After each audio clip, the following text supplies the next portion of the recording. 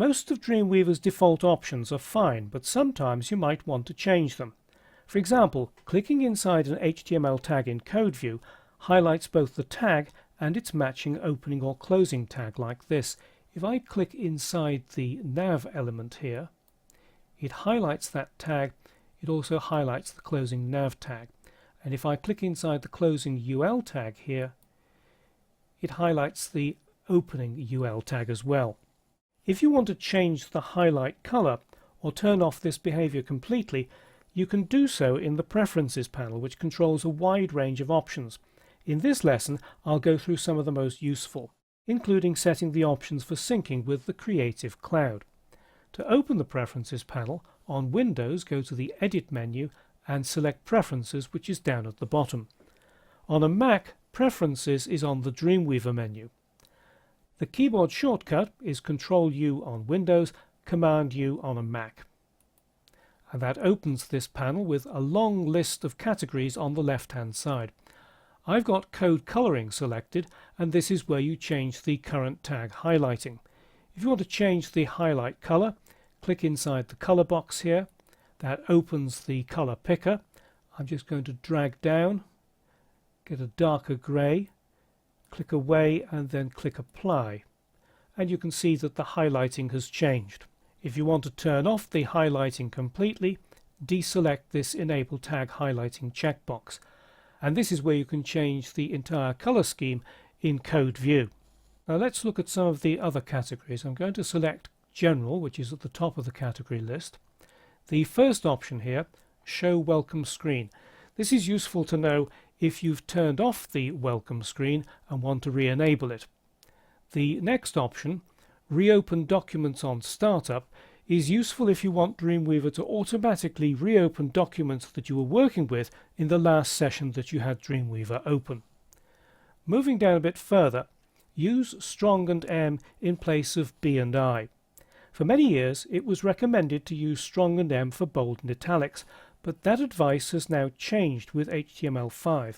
Strong and M are now reserved for emphasis. B and I can be used for text that needs to be set off stylistically, such as for ships' names. Of course, most of the time you should use CSS for bold and italics, but I'm going to deselect Use Strong and M. And then Spelling Dictionary down at the bottom here. The default is English United States, but if you open this menu here, you can see there's a wide range of languages that Dreamweaver is capable of checking your spelling in. Next, let's move to Code Format. The option here is you can choose whether to indent using spaces or tabs, and you can also choose the number of spaces or tabs that you indent with. And if you want the tab size to change, you can change it here. Also, you can select whether to insert the tabs as spaces.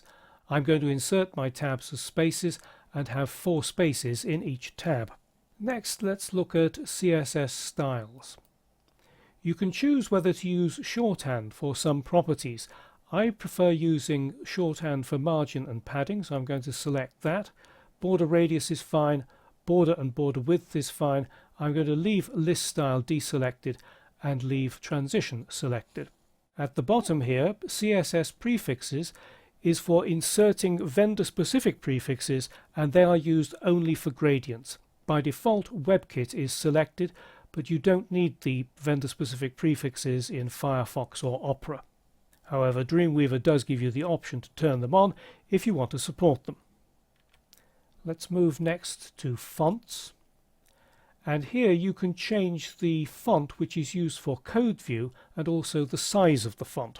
That can be quite useful if you spend a lot of time in Code View and have difficulty in reading the fonts. Next, let's look at New Document.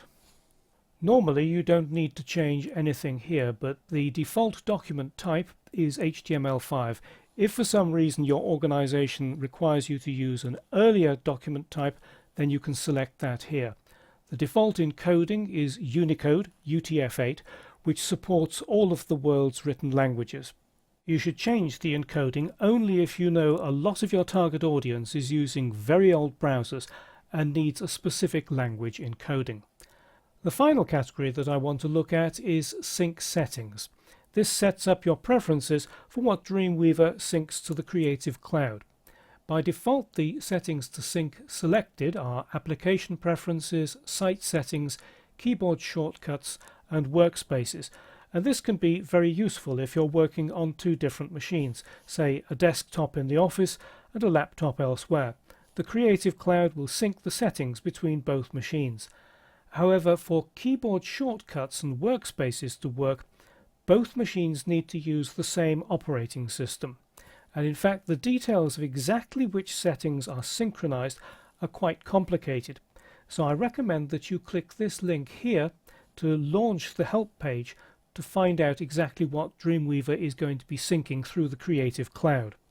Finally, if you've made any changes in the Preferences panel, it's important to click the Apply button before clicking Close.